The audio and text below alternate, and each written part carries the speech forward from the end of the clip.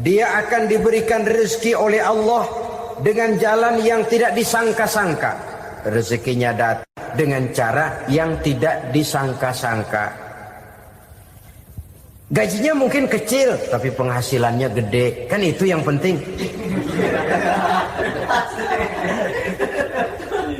Gaji dan penghasilan kan lain tuh. Boleh jadi gaji kecil, asal penghasilan gede, kan nikmat hidup itu. Nah, penghasilan ini ada yang bisa kita perkirakan. Bisa kita perkirakan. Misalnya gaji itu tadi. Kalau saya kerja, gaji saya begini. Ada rezeki yang masuk min haitsu la yahtasib. Tidak kita sangka-sangka, tidak kita duga-duga, tahu-tahu ada saja rezeki. Datang orang bawa persoalan yang mendatangkan hasil. Sebab rezeki, jodoh, maut memang seperti bayangan. Kita uber-uber dia lari, kita diem dia diem. Kan gemesin itu. Bayang-bayang itu begitu. Kita kejar, dia lari. Rezeki juga begitu. Kita diam, dia diam. Setengah mati yang namanya rezeki kita cari, kita uber, ngobek sampai ratusan bohong kita kerjain. Tapi memang belum waktunya, ya sulit untuk tembus. Tapi kadang-kadang giliran kita nongkrong di rumah, datang orang bawain rezeki. Itulah yang namanya rezeki. Tapi ini untuk orang yang bertakwa. Kalau tidak punya kredibilitas takwa, jangan lalu pakai ayat ini. Diberikan Allah dengan rezeki dengan jalan yang tidak disangka. Kan ada ayatnya dah. Kita mah manteng aja di rumah dah. Ntar juga tuh rezeki datang. Ini fasilitas yang diberikan kepada orang yang wa may yattaqillah, bertakwa kepada Allah, yarzuqhu min haitsu la yahtasib, diberikan rezeki dengan cara yang tidak disangka-sangkanya. Maka kadar ketakwaan jangan membuat kita buruk sangka. Tuh orang ya nggak kemana-mana, duitnya ada aja. Kalau dia takwa, Allah berikan jalan keluar. Yang lantas ngelihat kiai orangnya ahli ibadah, ilmunya tinggi, akhlaknya luar biasa, takwanya tinggi, rezekinya lancar, lalu husnuzon nih kiai nggak kemana-mana, duitnya banyak, miara tuyul kali ini. Itu termasuk jaminan Allah yang masuk kategori min haitsu la yahtasib.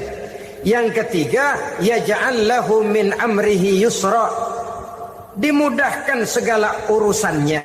Dimudahkan segala urusannya. Kemudian yang keempat, yukaffir anhu sayyiatihi wa yu'azzim lahu ajra, diampuni segala kesalahannya dan dibesarkan pahala kebaikan yang dikerjakannya.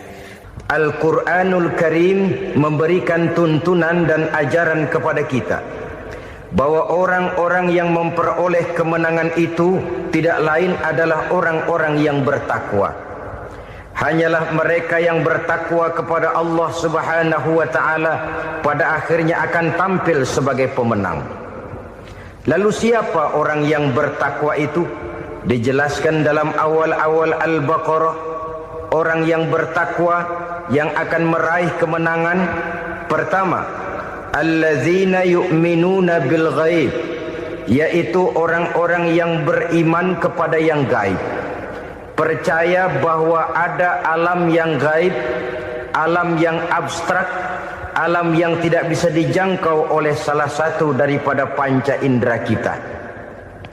Mereka percaya dan beriman kepada adanya malaikat, beriman kepada adanya iblis dan jin, beriman kepada adanya alam kubur, beriman kepada adanya alam mahsyar, beriman kepada adanya alam akhirat, beriman kepada adanya sorga dan neraka. Beriman bukan cuma sekedar beriman dalam ucapan bibir saja, tetapi beriman yang nilai iman itu mampu mewarnai gerak dan gaya hidupnya. Iman yang meresap sampai ke tulang sumsum, kemudian memberikan dampak positif di dalam kehidupan manusia.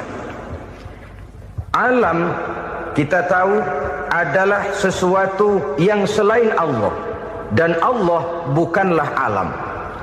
Apapun namanya selain daripada Allah, itu adalah alam. Alam pada hakikatnya terbagi menjadi dua. Ada alam syahadah, alam nyata, alam konkret, alam yang bisa dijangkau oleh salah satu indera kita. Kemudian ada alam ghaib, alam yang tidak bisa dijangkau oleh panca indera kita. Alam metafisika, alam abstrak, alam yang wajib kita imani keberadaannya. Kita percaya bahwa malaikat itu ada. Kita percaya kepada jin, bahwa jin itu ada. Kita percaya kepada adanya iblis dan setan. Bukan percaya kepada iblis dan setannya, percaya bahwa iblis dan setan itu ada. Itu termasuk salah satu daripada sifat orang yang bertakwa kepada Allah. Saudara-saudara kaum muslimin rahimakumullah, kecenderungan pembangunan yang lebih bersifat materialistis biasanya menggeser aspek kehidupan rohani. Orang berpikir empiri, dan dalam pola pikir yang demikian maka alam gaib tidak lagi mendapat perhatian. Aspek kehidupan yang bersifat rohaniah malah mulai ditinggalkan.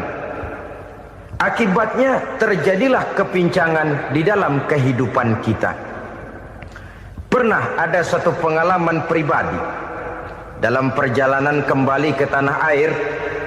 Dalam pesawat di sebelah kanan saya duduklah seorang Jerman namanya Heiner Simonsen. Iseng saya ajak kenalan, saya ajak ngobrol, saya tanya dia. Saya bilang, Mas Heiner ini, kalau pesawat yang kita tumpangi ini jatuh ke bawah, kira-kira apa yang bakal terjadi, Mas? Dia bilang, kita semua akan mati. Begitu? Iya. Oke. Apa itu mati? Tanya saya. Dia bilang, untuk tahu apa itu mati, kita harus tahu lebih dahulu apa itu hidup. Saya pikir nih bule bisa ngomong juga. Baiklah kata saya. Apa hidup menurut Anda itu? Oh, hidup itu dia bilang, kalau seluruh anggota badan kita bekerja secara normal. Paru-paru memompa darah secara normal, jantung berdetak secara normal, sel-sel tubuh bekerja secara fit, dan organisme tubuh hanya mau bekerja secara normal, dia bilang. Kalau kita memberi makan yang cukup, menu yang teratur, dan gizi yang lengkap. Saya bilang, kesimpulannya apa, Ner? Dia jawab, hidup adalah dari tangan ke mulut. Life is from the hand to the mouth, kata dia. Hidup adalah dari tangan ke mulut. Jadi masalah hidup tidak lebih daripada masalah isi perut. Orang pergi pagi, pulang sore, peras keringat, banting tulang, perut yang dibelain. Saya bilang, you are wrong. Sampean salah, Ner. Kamu orang Islam bukan? Bukan. Pantas. Kenapa saya salah? Dia bilang, ya jelas salah. Salahnya di mana? Kamu ini manusia.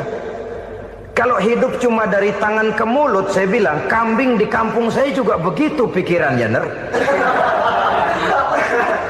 Itu kambing di kampung saya, asal perutnya kenyang, sudah hidup dia.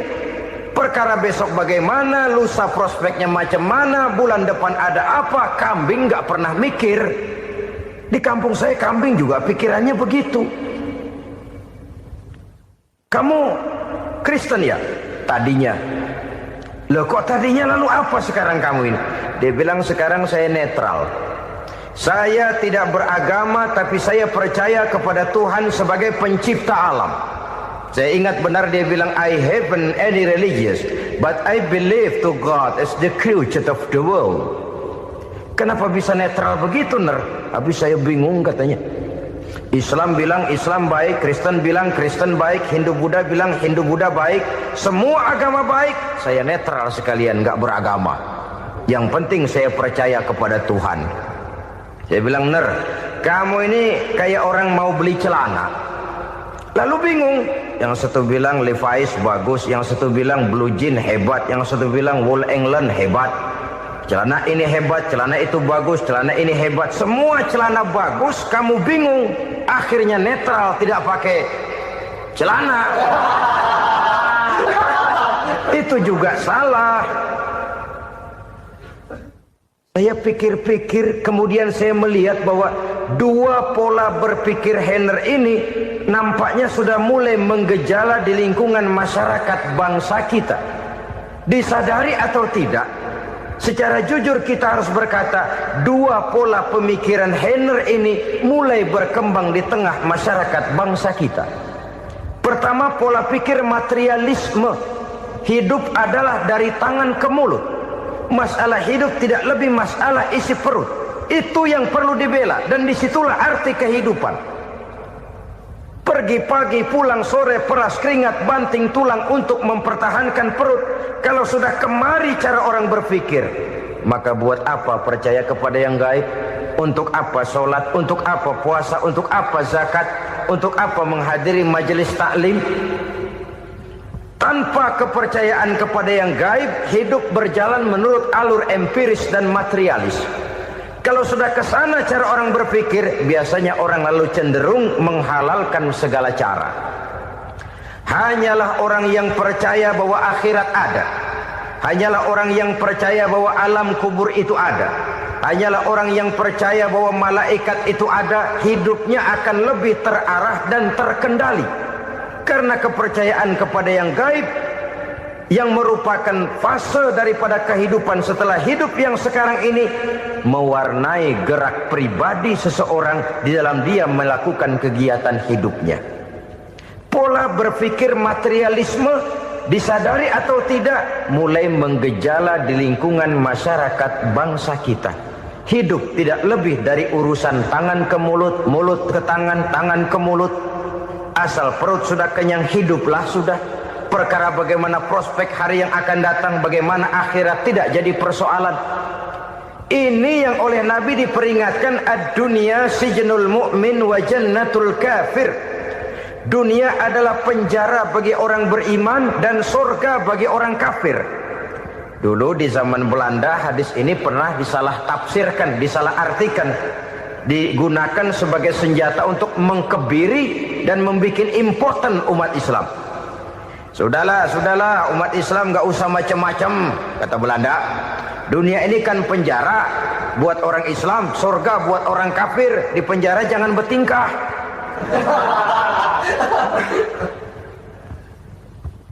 Pengertiannya tidak begitu. Dunia adalah penjara bagi orang mukmin. Artinya dalam kehidupan dunia seorang mukmin tidak bebas memperturutkan hawa nafsunya. Di penjara hawa nafsunya itu. Sebaliknya surga bagi orang-orang kafir. Buat orang kafir surgalah dunia ini. Mereka bebas memperturutkan hawa nafsunya. Dilarang tidak terlarang, dicegah pun tidak tercegah. Mereka hidup menurut alur bisikan nafsu mereka sendiri. Kemudian bila ajal datang, maut merenggut nyawa, selesailah surganya sampai di situ. Maka bagi orang-orang yang tidak percaya kepada adanya akhirat, kepada adanya alam gaib, surganya sebatas umurnya. Sekali lagi, surganya sebatas umurnya. Bila umur selesai, ajal pun datang merenggut nyawa, selesailah sudah surganya sampai di situ. Alangkah pendeknya perjalanan orang-orang yang tidak percaya kepada alam gaib ini. Bagi kita mukmin, jikalau kita mampu memenjarakan hawa nafsu, kita bisa bahagia di dunia ini. Dan Islam memang tidak menyuruh kita sengsara di dunia. Raih dunia, kejar dunia, gapai dunia sebagai alat untuk mencapai kebahagiaan di akhirat nanti. Hidup adalah satu perjalanan panjang yang terbentang sejak kita terlahir dari alam rahim sampai kepada alam akhirat nanti.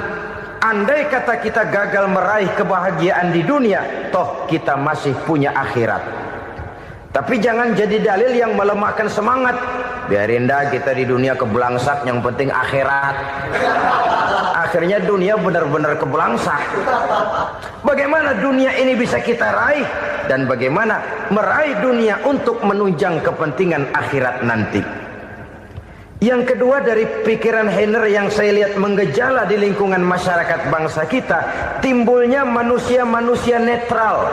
Seolah-olah Tuhan yes, agama no. Sama Tuhan percaya, agama ogah. Tuhan ngangguk, giliran agama godeng. Padahal hampir dalam setiap ayat dalam Quran, kata-kata amanu biasanya bergandeng dengan wa amilus sholihat, iman dan amal soleh. Ini sebagai isyarat Tuhan dan agama jangan pernah dipisah-pisah.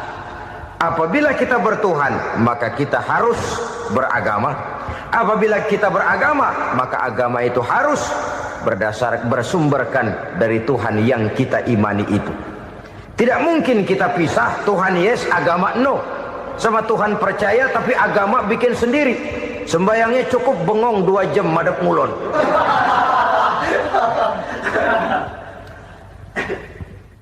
Saudara-saudara kaum muslimin rahimakumullah. Jadi dengan demikian, agama yang kita akui merupakan unsur mutlak di dalam pembangunan sekarang ini, merupakan bagian dari kehidupan yang menuntun kita bahwa di balik alam nyata ini, di balik alam syahadah ini ada alam ghaib. Dan mudabbir, murabbi, yang mengatur, yang menguasai, yang memelihara baik dia alam nyata, baik dia alam ghaib, tidak lain adalah Allah Subhanahu wa ta'ala. Di sana ada satu super power, satu maha kekuatan yang kita perlu bersandar kepadanya. Sebagai makhluk nyata yang hidup di alam nyata, berbuatlah secara nyata sebagaimana harusnya kita berbuat.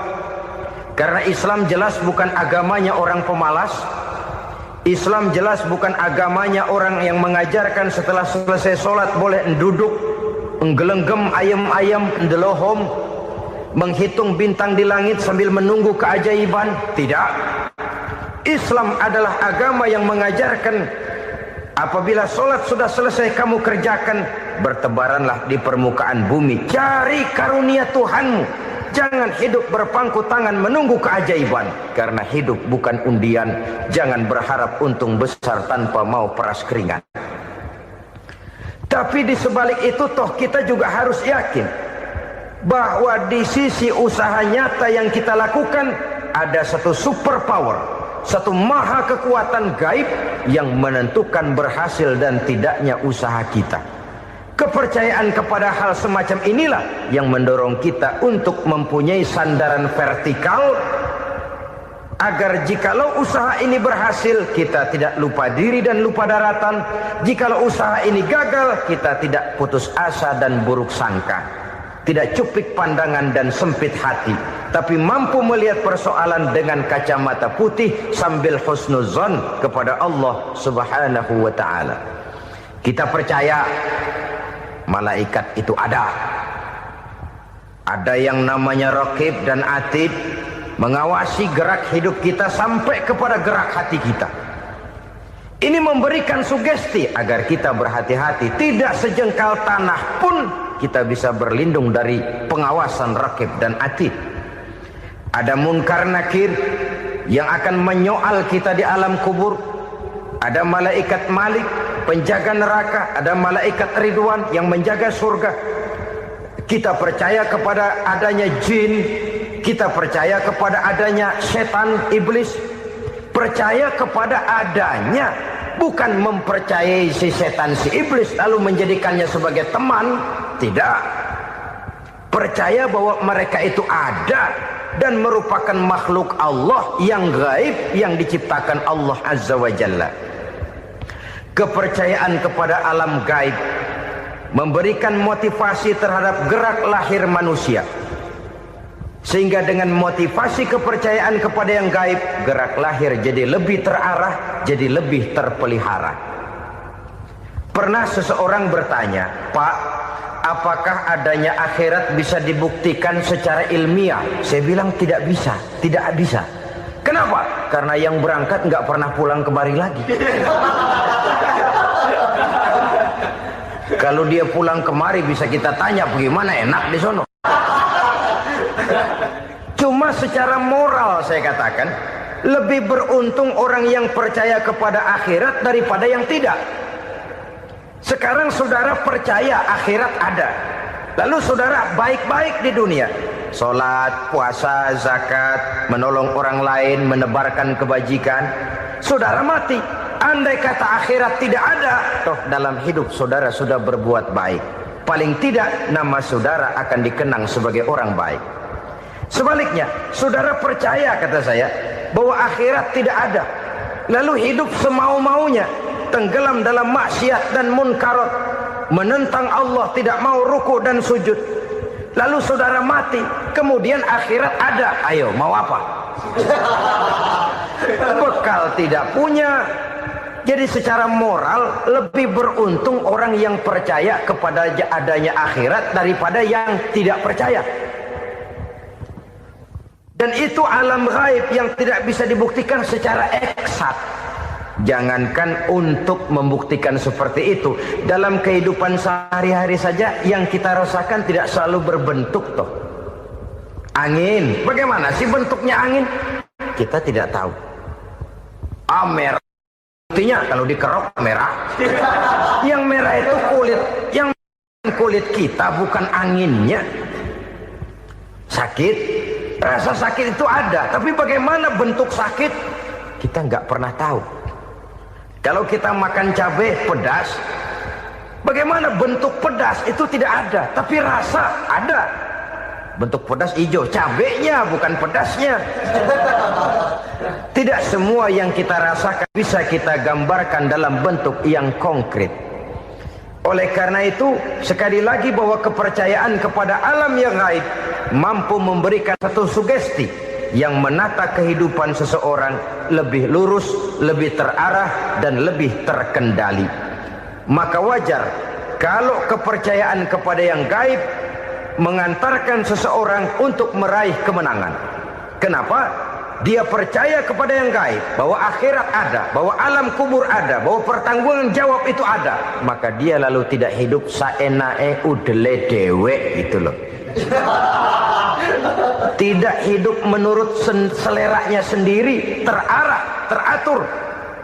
Ini cirinya yang pertama. Orang bertakwa yang akan meraih kemenangan, mereka beriman, mereka percaya kepada yang gaib.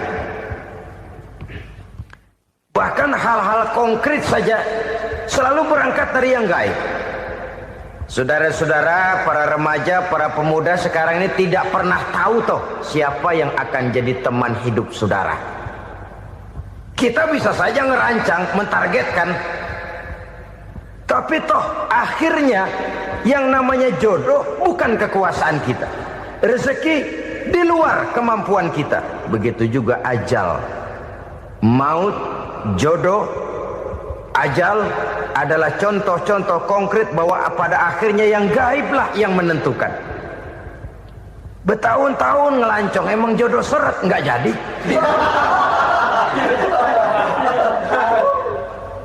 Begitu kenal baru setengah malam nginep ditangkap hansip kan.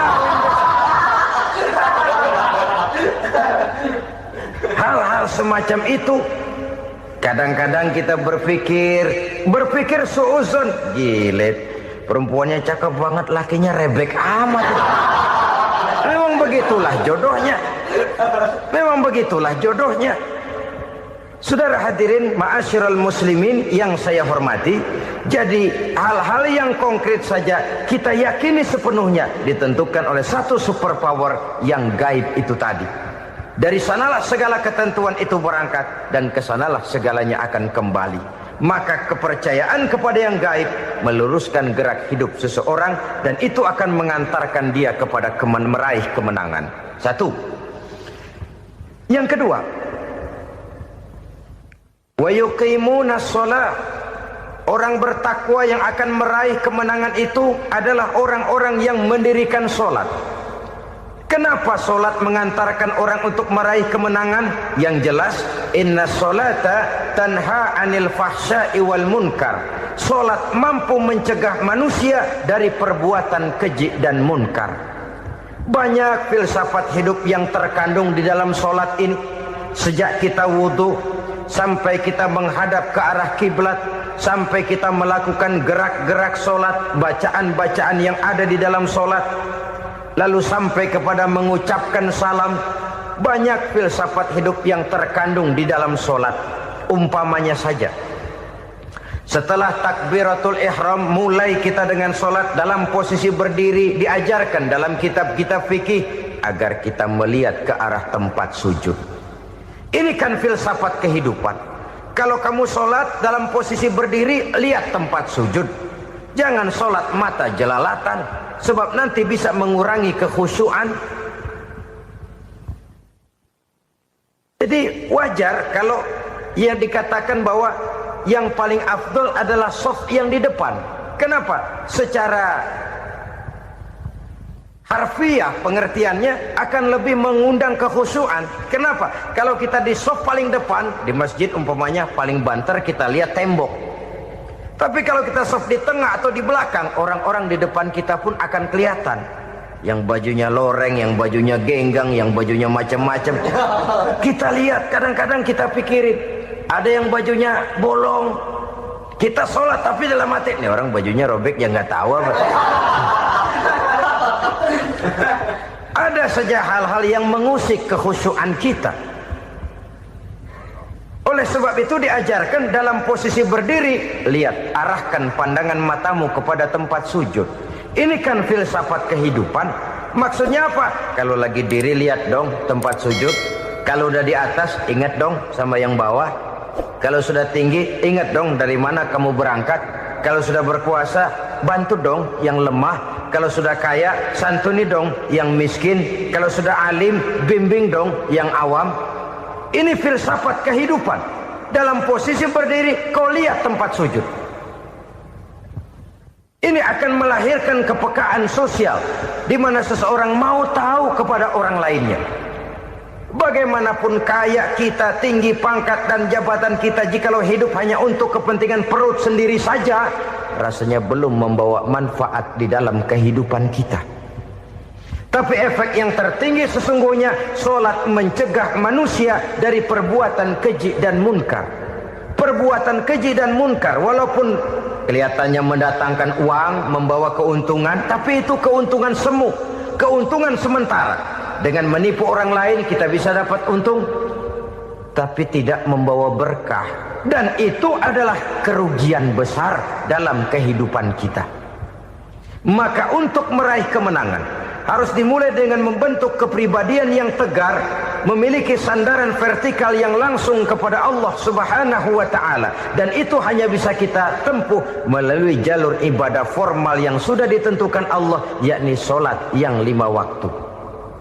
Untuk memperkuat itu, ada solat-solat sunnah, rawatib, nawafil, sebagai terminal-terminal kontrol cadangan untuk memelihara stabilitas temperatur batin di dalam kita berhubungan dengan zat yang maha gaib, yaitu Allah Subhanahu wa ta'ala. Orang sering bertanya, Pak, itu tetangga saya nggak sholat, duitnya nggak habis-habis, Pak. Nggak sholat tapi mobilnya tambah terus. Nggak sholat tapi usahanya makin maju. Tapi di sisi lain ada orang yang rajin sholat, rezekinya butak bener. Anaknya mana kurus, mana korengan. Saudara hadirin ma'asyiral muslimin rahimakumullah, harus saya katakan bahwa solat memang bukan untuk cari duit. Solat adalah sandaran vertikal kita kepada Allah. Sedangkan soal rezeki itu berkaitan dengan sifat Allah maha pengasih dan maha penyayang. Allah maha pengasih, siapapun dikasih kalau mau usaha. Allah maha penyayang, tidak semua orang disayang oleh Allah Azza wa Jalla. Dan belum tentu banyak harta itu merupakan nikmat. Mungkin juga istidraj. Artinya istidraj itu dikasih tapi diambulin, kalau bahasa Betawinya itu. Dikasih tapi diambulin, itu bukan merupakan nikmat sesungguhnya, lebih merupakan azab dari Allah Subhanahu wa ta'ala.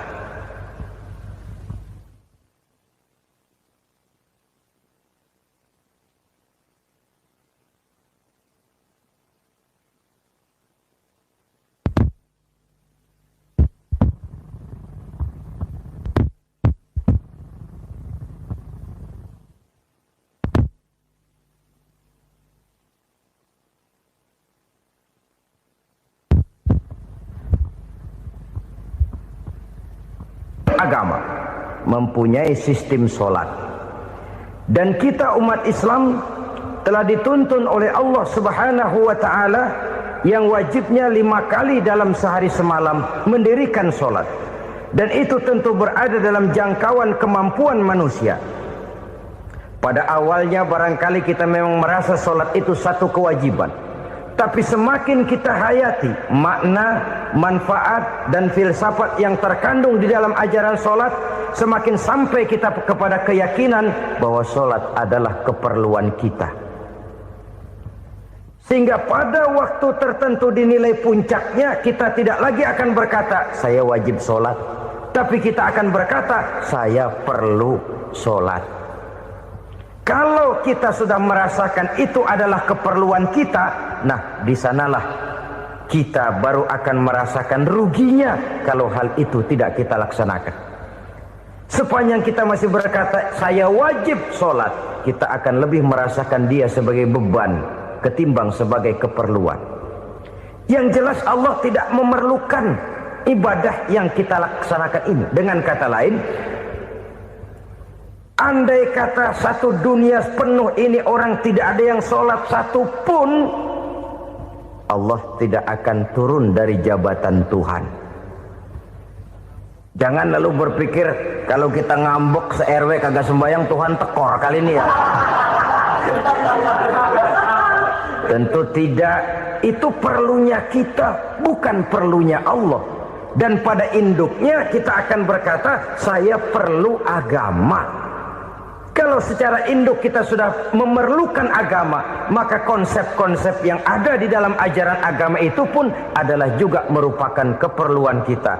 Baik dia bernama sholat, baik dia bernama puasa, baik dia bernama zakat, baik dia bernama haji, seluruhnya adalah keperluan kita. Dan sesuatu yang kita perlukan apabila tidak kita laksanakan akan melahirkan kerugian di dalam kehidupan. Jangan heran kalau kita membaca riwayat perjalanan hidup para salafus soleh, orang-orang soleh. Ada yang tahajud sampai 100 rakaat, ada yang sholat malam kakinya sampai bengkak. Kita sekalinya bengkak biri-biri. Ada yang sholat membaca surah dalam Al-Quran sampai khotam Quran. Kok mau? Mereka sudah merasakan itu keperluan. Itu saja soalnya. Satu saat pun jikalau kita merasa bahwa itu keperluan saya, kita pun akan melaksanakan seperti itu. Keperluan saya dalam kehidupan. Inilah yang kedua. Yang ketiga, orang bertakwa yang akan meraih kemenangan itu, wa mimma razaqnahum yunfikun. Mereka membelanjakan sebagian daripada rezeki yang diberikan Allah kepada mereka. Mereka infakkan di jalan Allah. Ada satu dialog menarik. Satu hari seorang anak muda bertemu dengan seorang kakek-kakek yang sudah dikenalnya baik. Bertanyalah anak muda ini, "Kek, umur kakek berapa tahun?" 15 tahun, kata si kakek. "Anak kakek berapa orang?" 1. "Harta kakek berapa banyak?" 15 juta. Si anak muda ini bengong. Lalu protes, "Kok kakek bohongin saya?" "Kenapa?" "Saya tahu umur kakek 70 tahun. Kenapa ngaku 15? Saya tahu anak kakek 5. Kenapa bilang 1? Saya tahu kakek miliuner. Miliaran uang kakek. Kenapa ngaku cuma 15 juta? "Begini," kata si kakek tadi. "Benar, umur saya 70 tahun.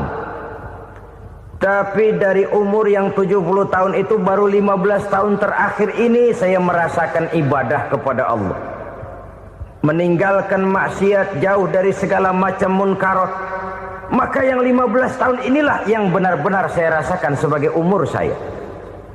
Benar anak saya 5, tapi yang 4 susah diatur. Cuman 1 rasanya nih yang bakal jadi si buah hati belahan jantung pelanjut cerita penerus sejarah. Cuma 1 ini yang saya harapkan yang akan jadi anak soleh, yang akan membuat saya menerima pensiunan pahala. Kalau yang 4 apek dah, nggak ada harapan. Yang satu nyekek botol mulu. Oh begitu, iya.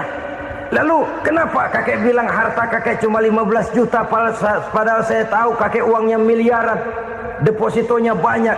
Ya karena 15 juta itulah yang saya ingat yang pernah saya belanjakan di jalan Allah. Saya merasa itulah harta saya yang sebenarnya. Yang miliaran yang saya simpan di bank kelak kalau satu saat saya mati akan jadi rebutan di antara anak-anak saya. Iya kalau anak saya soleh kayak yang satu ini. Kalau yang 4 tadi udah tulen dia bakal berantem dah berebut tuh.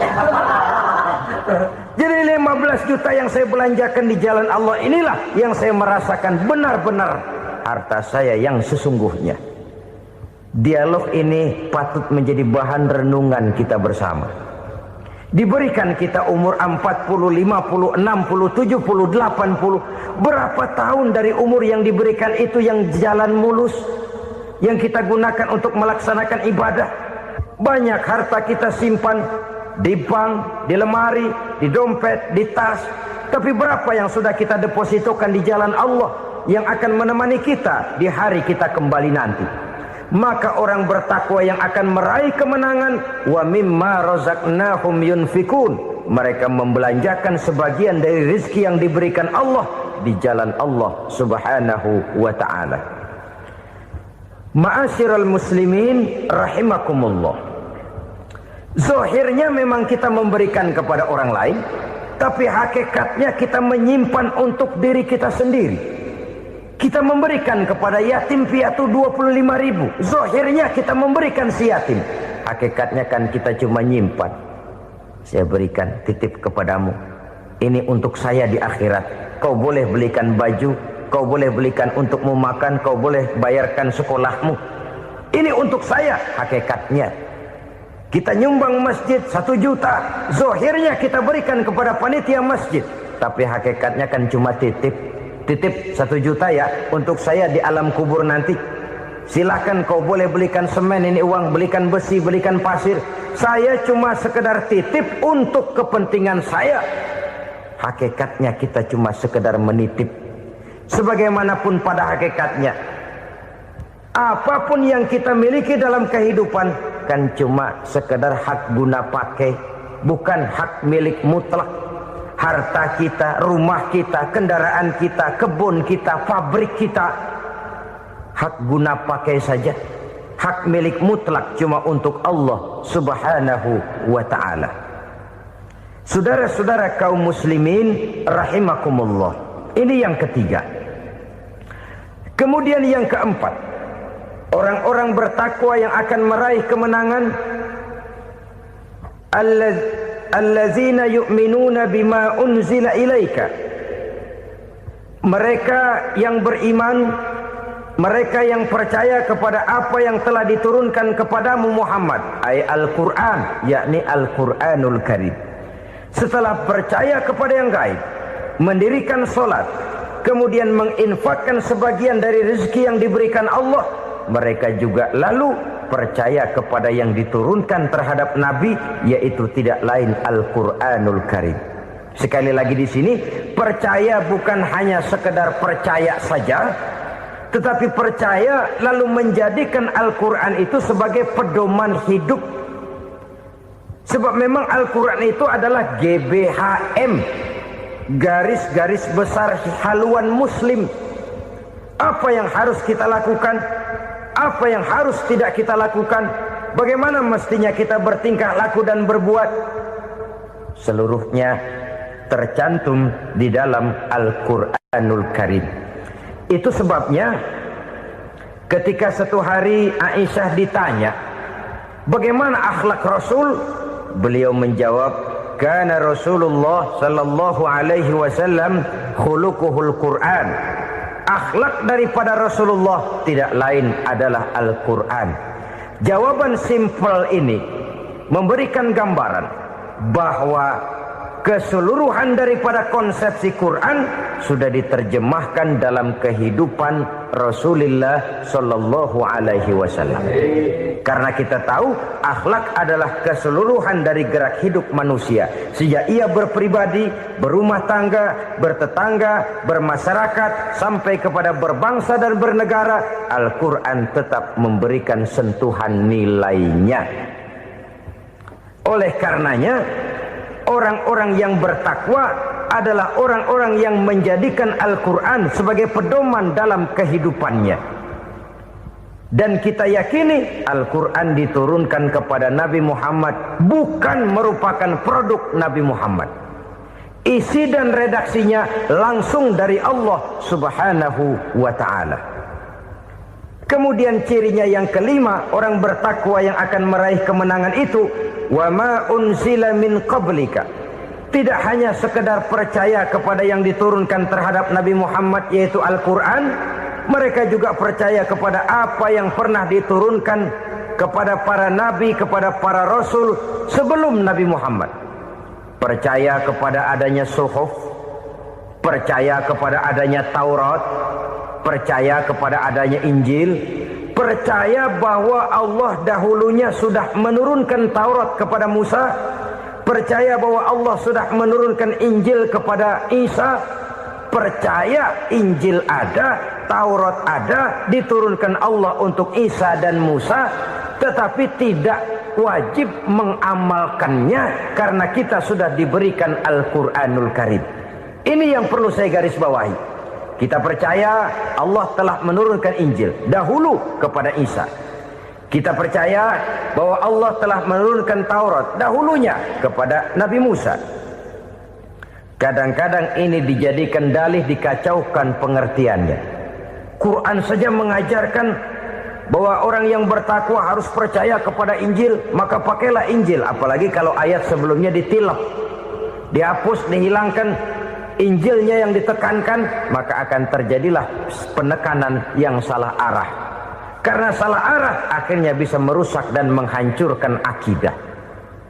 Ketika Rasul suatu saat pernah ditanya orang, "Ya Rasul, bagaimana sikap kita sebagai muslim terhadap Injil yang ada sekarang?"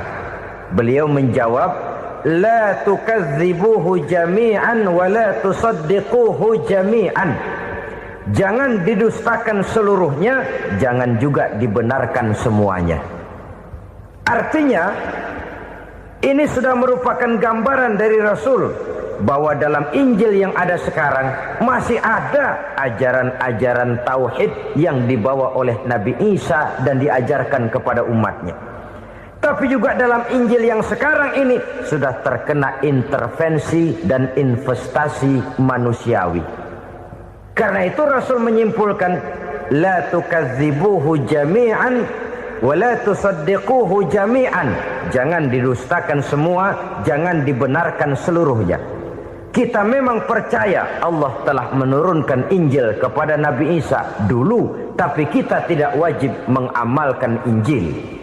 Kita percaya Allah telah menurunkan Taurat kepada Nabi Musa, tapi kita tidak wajib mengamalkan kitab ajaran Taurat. Yang wajib kita percayai dan kita amalkan hanyalah Al-Quranul Karim. Kenapa? Oleh karena baik yang ada di dalam Taurat, baik yang ada di dalam Injil, tentu tercakup di dalam Al-Quran sebagai kitab terakhir yang diturunkan oleh Allah Subhanahu wa ta'ala. Dan itu wajar. Kalau seorang pejabat mau mengeluarkan satu keputusan baru, tentu dia harus meninjau keputusan-keputusan lama. Andai kata dianggap tidak berlaku, dianggap tidak relevan lagi, maka keputusan-keputusan lama itu tentu sudah dianggap tidak berlaku. Sebagian daripada aturan-aturan dalam keputusan lama yang masih dianggap relevan tercantum dalam keputusan baru yang wajib diamalkan. Begitulah hubungannya antara Al-Quran, Taurat, Zabur, dan Injil. 4 kitab samawi yang diturunkan Allah masing-masing kepada Zabur untuk Nabi Daud, Taurat untuk Nabi Musa, dan Injil untuk Nabi Isa alaihi wassalatu wassalam. Ketiga-tiga kitab itu kita percayai adanya, Kita yakini Allah telah menurunkan Zabur, Taurat dan Injil, tapi kita tidak wajib mengamalkannya. Yang wajib kita mengamalkannya sekarang ini tidak lain hanyalah Al-Quranul Karim saja, karena ia mencakup apa yang ada di dalam Zabur, apa yang ada di dalam Taurat, dan apa yang ada di dalam Injil. Keotentikannya bisa dipertanggungjawabkan. Ya, tapi kan Nabi Muhammad sudah mati 14 abad yang lalu, dan di zaman beliau Al-Quran kan belum dikodifikasikan, belum ditulis. Bagaimana keotentikannya bisa dipertanggungjawabkan? Mudah saja.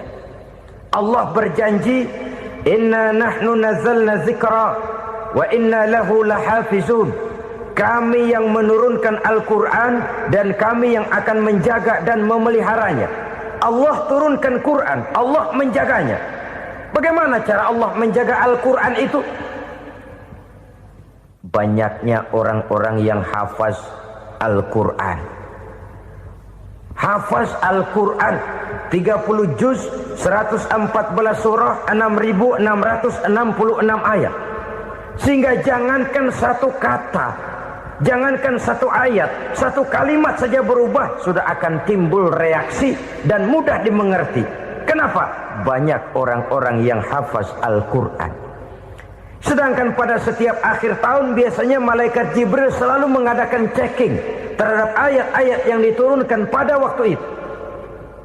Di zaman Nabi sendiri sudah ada usaha kodifikasi.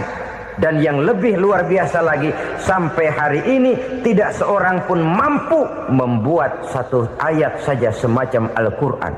Ke bahasa manapun dia diterjemahkan, naskah aslinya tetap ikut. Rujukan dasarnya tetap ada. Berdasarkan itu, maka tidak mungkin terjadi penyelewengan terhadap atau pemalsuan terhadap ayat-ayat Al-Quranul Karim. Kesuciannya, keotentikannya, kemurniannya bisa dipertanggungjawabkan. Ma'asyiral muslimin rahimakumullah. Oleh karenanya, konsepsi dasar daripada ajaran Islam ini memang tidak lain adalah Al-Quran dan Sunnah. Isi daripada agama Islam yang merupakan iman, Islam dan ihsan, konsepsi dasarnya tidak lain adalah Al-Quran dan Sunnah Rasulullah Sallallahu Alaihi Wasallam. Maka yang kita perlukan sekarang ini adalah terjemahan Al-Quran di dalam kehidupan kita. Dengan demikian, maka gaya kehidupan yang lebih Qurani itulah yang kita dambakan. Kita perlu memang terjemahan Quran dalam bahasa Inggris, dalam bahasa Belanda, dalam bahasa Jepang, tapi yang lebih kita perlukan adalah terjemahan Quran di dalam kehidupan kita. Konsekuen, tidak memanipulasi, ringan sama kita jinjing, berat sama kita pikul. Jangan kalau lempengan ayat Quran tuh kira-kira enak diamalin, keras teriakan kita. Giliran kira-kira ayat Quran itu mukul kepala kita sendiri, diam kita. Itu ciri yang pernah disindir Allah dalam awal-awal Baqarah juga itu. Ciri beragamanya orang yang munafik. Kullama adha'a lahum masyawfi, kata Allah.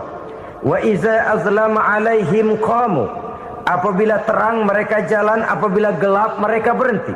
Artinya, kalau kira-kira di Islam nguntungin, rame-rame pada teriak Islam. Tapi ketika diminta untuk berjuang, ketika dituntut untuk berkorban, rame-rame mengundurkan diri. Nasib agama tidak ubahnya seperti daun pisang yang dikait orang di tepi jalan lantaran tak berpayung di ketika hari hujan. Manakala hujan usailah sudah, daun itu pun dicampakkan di tepi jalan, diinjak pula orang nan lalu. Artinya, orang menjadikan agama cuma sebagai lipstick, decoration only, tidak konsekuen. Hanya pada saat-saat kelihatannya Islam membawa keuntungan, rame-rame orang teriak-teriak tentang Islam. Tapi jikalau diminta berjuang, jikalau dituntut untuk berkorban, biasanya rame-rame juga mengundurkan diri. Jangan heran kalau mayoritas hitungan kita, tapi minoritas peranan kita. Kuantitas kita dalam jumlah, tapi dalam kualitas kita lebih sering jadi penonton daripada jadi pemain. Padahal itu sangat tidak boleh terjadi. Umat Islam di Indonesia harus bangkit. Umat Islam di Indonesia harus sadar akan keberadaannya. Tidak boleh hanya jadi penonton berpangku tangan. Karena memang agama kita juga mengajarkan untuk konsekuen di dalam menjabarkan ajaran-ajaran daripada agama kita. Kita sering jatuh menjadi umat yang lemah oleh karena kita ini tidak pandai menggalang kebersamaan yang diakibatkan tidak konsekuennya kita. Diistilahkan bahwa umat Islam di dalam menggalang kebersamaannya itu harus seperti orang main sepak bola. Saudara-saudara kan tahu orang main sepak bola itu. Orang main sepak bola, kalau pertandingan belum dimulai sih silakan saja kumpul di luar lapangan, atur strategi yang baik. Tapi kalau pertandingan sudah dimulai, turun ke lapangan hijau, jangan kumpul terus. Ada sepak bola gotong royong, mundur-mundur rame-rame, depan ke depan kumpul melulu mainnya. Kalah. Orang main sepak bola itu ya harus ada penyerang tengah, harus ada penjaga gawang, harus ada strikernya, harus ada kiri luarnya, kanan dalamnya yang jadi backnya. Posisi boleh bermacam-macam, tapi yang penting saling ngoper untuk menggolkan gawang lawan. Begitulah umat Islam ini. Boleh ada yang jadi pejabat, boleh ada yang jadi pengusaha, boleh ada yang jadi petani, silakan ada yang jadi seniman, ada yang jadi penyair, ada yang jadi artis sekalipun. Tapi kalau sudah berhasil menguasai bola, jangan lupa operannya. Operan itu yang langka. Kita ini muslim kadang-kadang kalau sudah memegang menguasai bola, kalau belum mau mampus, belum mau ngoper. Nanti kalau sudah nggak punya bola, baru mau ngoper. Kalau sudah dengar-dengar mau dekat pensiun, baru mau jihad, baru mau berjuang, baru mau ngurus pesantren. Tanda tangan sudah tidak laku, memo sudah tidak dihargai, baru mau berjuang. Kemarin kemana mas? Kita tidak pandai memanfaatkan posisi. Dengan kata lain, kalau kembali kepada persoalan kita, konsekuensi kita terhadap agama yang kita anut ini belum ideal. Kita masih lebih sering berislam ini pada saat-saat yang menurut perhitungan kita membawa keuntungan. Tapi kalau diminta berjuang, dituntut berkorban, yang itu pun hakikatnya adalah untuk kepentingan kita juga. Allah tidak pernah menuntut kita untuk jihad bagi kepentingan Allah, itu tidak. Berjuang menegakkan agama Allah, apakah untuk kepentingan Allah? Tidak. Untuk kepentingan kita. Sebab nilai-nilai jihad itu pada akhirnya akan membawa kita kepada satu kebahagiaan. Setidaknya kalau tidak di dunia, tentu di akhirat sebagai syahid. Oleh karena itu, pada bagian akhir ini saya ingin mengajak, marilah kita konsekuen. Sekali kita berkitabkan Al-Quranul Karim, mari dia kita jadikan pedoman. Jangan cuma kita jadikan sebagai penghias dinding, pelengkap rumah, bahwa di rumah kita ada Al-Quran, tapi yang baca kecoa. Habis pada bolong tuh Quran. Yang penting kan punya Quran. Ditaruh di pintu rumah. Biar apa? Biar kuntilanak kagak masuk katanya. Ya apa itu nasib Quran, cuma kerjanya jaga pintu, ngusir kuntilanak, ngusir memedi. Bagaimana kita hidup menurut tuntunan Al-Quran? Kadang-kadang tidak pernah menjadi masalah bagi kita. Maka bagaimanakah Al-Quran akan mungkin membawa keberkahan dalam hidup kalau ajarannya kita injak-injak dalam keseharian kita? Mewujudkan gaya hidup yang lebih Qurani, itulah yang akan kita rintis di dalam kehidupan kita. Bertahap, step by step, menurut kemampuan yang ada pada kita. Jika jalan ini tidak bisa kita selesaikan, percayalah akan ada generasi penerus yang akan melanjutkan usaha dan cita-cita mulia itu. Jadi percaya kepada Taurat, percaya kepada Injil, sekadar percaya Allah dahulunya sudah menurunkan itu. Tapi kita tidak wajib mengamalkannya. Kenapa? Generasi Injil masa berlakunya sudah kedaluarsa. Taurat masa berlakunya sudah kedaluarsa. Injil pernah berlaku untuk orang Nasrani di zaman Nabi Isa. Taurat pernah berlaku untuk orang Yahudi di zaman Nabi Musa. Setelah generasinya berlalu, datang Rasul penutup yang membawa Al-Quranul Karim, maka Al-Quran itulah yang berlaku menjadi pedoman sampai hari akhir nanti. Jangan jauh dari Al-Quran, karena apabila ini kita lakukan, maka kita akan kembali kepada satu gaya hidup yang jauh dari tuntunan agama, dan itu artinya kita akan semakin jauh untuk meraih kemenangan. Saudara-saudara kaum muslimin rahimakumullah, yang keenam, yang terakhir, orang-orang bertakwa yang akan meraih kemenangan itu wabil akhirati hum yuqinun. Mereka percaya, mereka yakin seyakin-yakinnya akan adanya hari akhir, di mana seseorang akan mempertanggungjawabkan seluruh perbuatannya di dalam hidup ini. Dan tidak ada satu perbuatan yang bagaimana kecilnya sekalipun, yang tersembunyi dalam pandangan manusia, yang tidak akan dibukakan persoalannya di mahkamah Qadi Rabbul Jalil di akhirat nanti. Itulah sebabnya maka percaya kepada akhirat disebut secara khusus. Padahal di awal tadi sudah dijelaskan yu'minuna bil ghaib, percaya kepada alam gaib, dan alam gaib ini termasuk akhirat. Kenapa pada bagian akhir disebut lagi akhirat?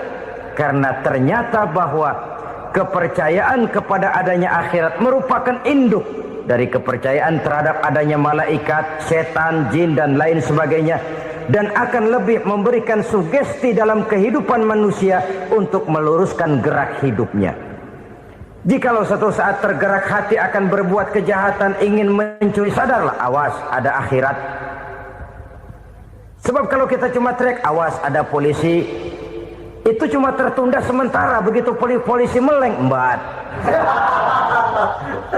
Kalau kita ingin berbuat jahat cuma berteriak awas ada hansip, cuma sementara ketika hansip itu ada.